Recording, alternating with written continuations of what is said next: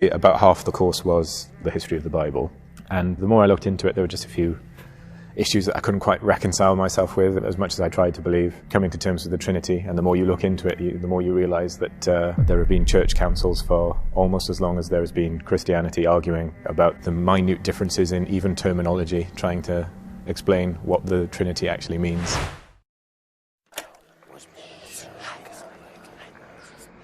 200 years after the ascension of Jesus Christ, peace and blessings be upon him, a guy named Tertullian, who's the first who coined the word Trinity, who's considered the founder of Western theology today. Ever since, the idea of Jesus' divinity started picking up amongst Christian churches.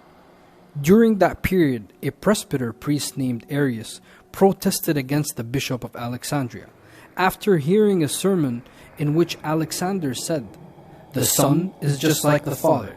Arius argued that this could not be so, because that would mean God suffered and Jesus had a beginning and only God is eternal. Consequently, there must have been a time before his creation when he was not. Arius' doctrine, or the idea of Arianism, in which stated that Jesus is a human, spread rapidly amongst the Christian world, and many confusion arose within the Christian community, with many different ideas on who Jesus was.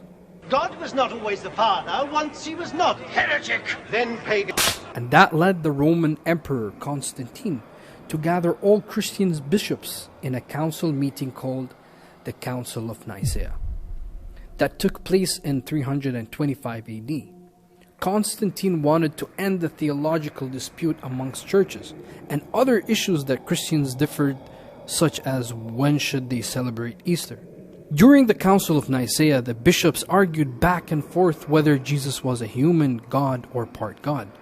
The discussion took a long, tedious time, actually several months, and they ended the dispute with voting instead of sticking to what the scripture said about Jesus.